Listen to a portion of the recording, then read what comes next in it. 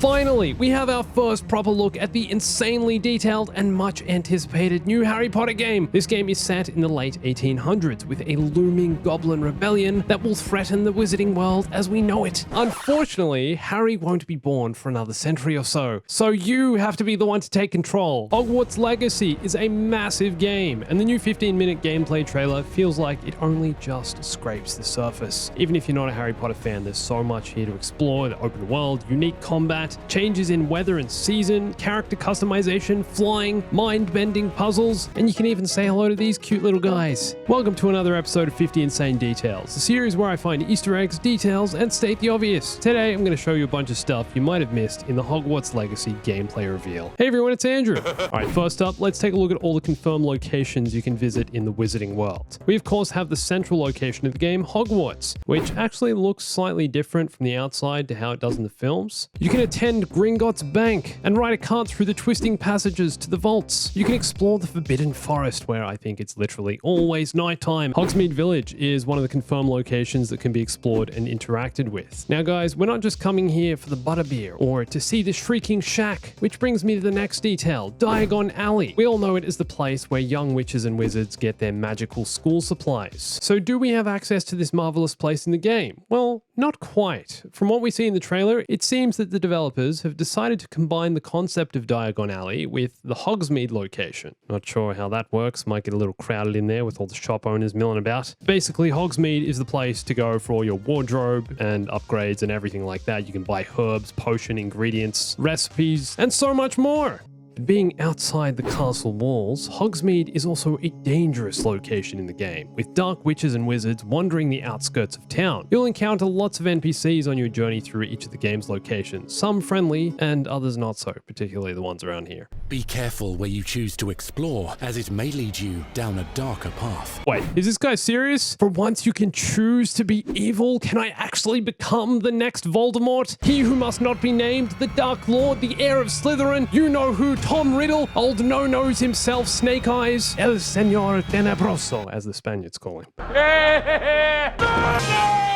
One thing we can't look past is the fact that the protagonist is connected to the Goblin leader, just as Harry and Voldemort were connected. Remember how both Scarface and Moldy-Voldy both speak Parseltongue?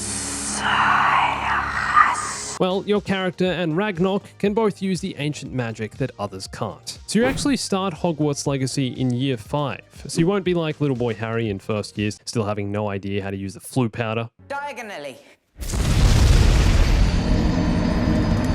What did you say, dear? Diagonally. Your character will have very little experience right from the beginning. I'd say they decided to start you in 5th year to give you access to more advanced spells and potions right from the get-go and, to appeal to a wider audience. And the fact you're starting in 5th year means you have some catching up to do with your wizarding studies. You'll attend classes to learn new skills, spells, how to make potions, and so much more. So now, what classes will you actually be able to attend? Well, at this point, there's no reason to think we won't have access to each class available to a 5th year at Hogwarts. Not limited to, but including history, potions, charms, and defense against herbology. Can't be letting those plants grow unruly all over the damn joint now, can we? Those weeds won't uproot themselves. At least I don't think they will. It's hard to tell in the magical world of Hogwarts. Flying is a huge part of Hogwarts Legacy. You'll be able to ride a broomstick to explore beyond the castle walls, getting around everywhere. You can also ride creatures that look just like Hagrid's beloved pet hippogriff, Buckbeak. Remember this guy? And also the Niffler. For my non-Aussie viewers out there, this is a platypus. But I bet you didn't notice that this cute little guy looks super similar to Perry the Platypus from Phineas and Ferb. There he is. There are also mooncalves. Looks like a cute little lamb mixed with Smeagol. Oh. The game also features trolls. You can find them under the many bridges of Hogwarts and the surrounds, but you'll want to avoid them as they are 1. Smelly, 2. Hairy, 3. Great big clumsy oafs. Wait, this description is sounding very familiar. Oh yeah, that's what my girlfriend thinks of me and how she describes me. You mobile gamers might recognize this beauty as one of the creatures in Harry Potter Hogwarts Mystery. This is the Hebridean Black Dragon. Also spotted Thestrals. These fire toad things called Dugbogs. And you guys remember these screaming naked little troll doll plants, right? The mandrakes. Well, now, for once, they can be on your side. No more getting deaf in both ears for you. Oh no, my friend, you'll be crippling the ear holes of your enemies thanks to the inclusion of magical creatures in combat. You can control these guys. You can actually learn to cast Avada Kedavra and go on a murderous rampage through the castle walls. I would honestly love to see something like that happen for a change. I mean, we all love Harry Potter, but it just never felt, you know, murdery enough.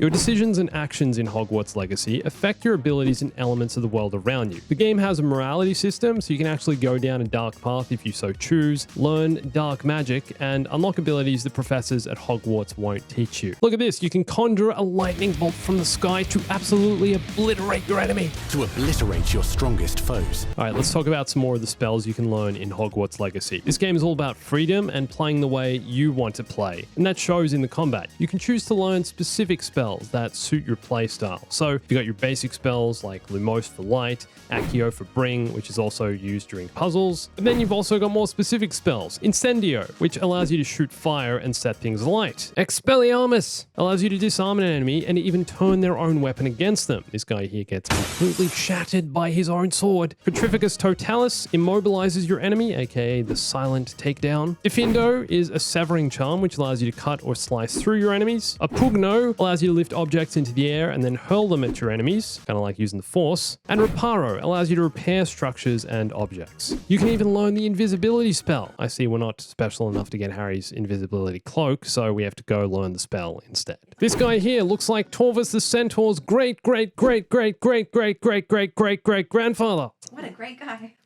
Yeah. Hogwarts Legacy comes with a range of difficulty levels, so you can choose how you want to play and whether or not you want to spend more or less time on dueling and combat side of things. Now, even though Hogwarts Legacy is set in the late 1800s, so you're not going to be bombarded with your favorite school teachers, there are still going to be a few familiar faces popping up all around Hogwarts. Nearly Headless Nick is here, except he's not played by John Cleese, my favorite. He's not here. Oh. This is a portrait of the fat lady. You can see this here is Peeves, and there are also a couple of references strewn here and there to the almighty Merlin himself, who was apparently in amongst one of the first rounds of students to ever study at Hogwarts. Drinking size, very small. We got to save enough room for all. Ah, good old Professor Binns. The guy was a little rubbish at keeping students engaged, am I right?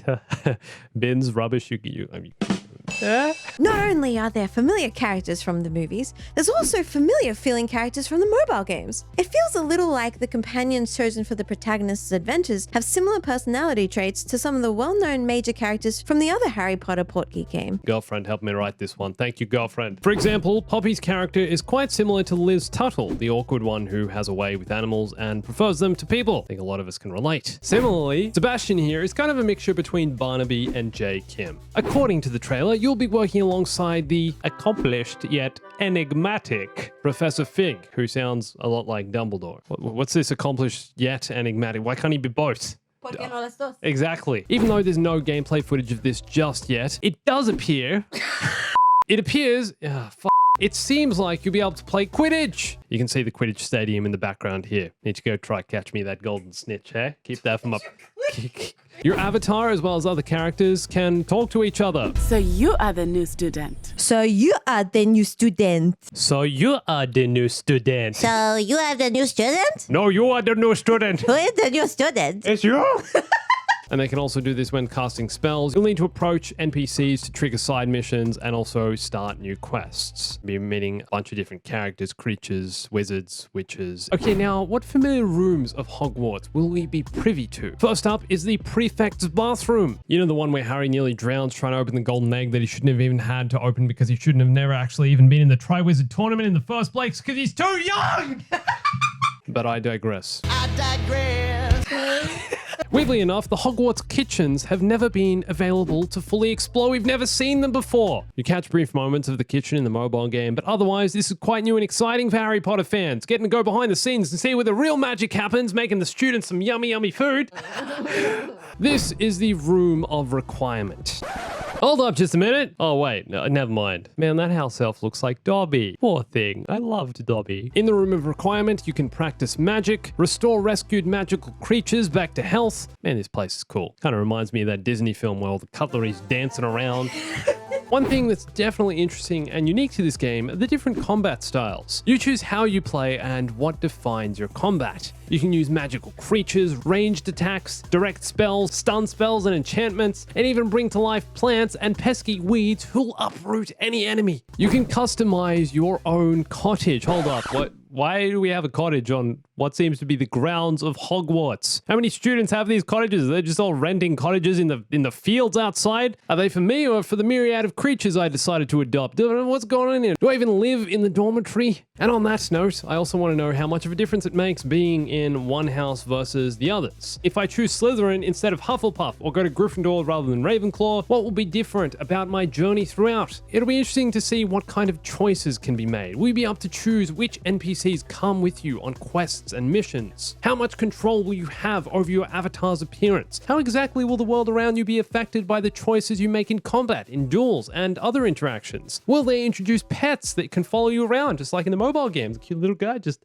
fuzzball. Will you be able to journey to Nocturne Alley? Take a trip to visit some of the nefarious characters in Azkaban? What will the map be like? Ooh, I just had a thought. Will I get my hands on the famous Marauders map? Oh wait, does that not even exist yet? Don't crucify me, I'm a little stale on my Hogwarts lore. It's been a while. Will there be fast travel? Will you be able to use Polyjuice Potion? Will you have the option to be an Animagus? Let me know what you're most looking forward to in this game, what you think is going to be included, and if there are any details in the trailer that you missed. Also, if you're new around here, I have a clips channel with daily memes and clips. Come check that out. You can watch one of my other videos here, and also follow me on Instagram, Twitter, join my Discord, and my new TikTok. Come check it out. Can't wait for this game. Thanks for watching this. My name's Andrew. Huge thanks to my sweet, thoughtful girlfriend for writing this video, writing the script, getting all the references. I would be completely lost without her. She's a huge Harry Potter fan.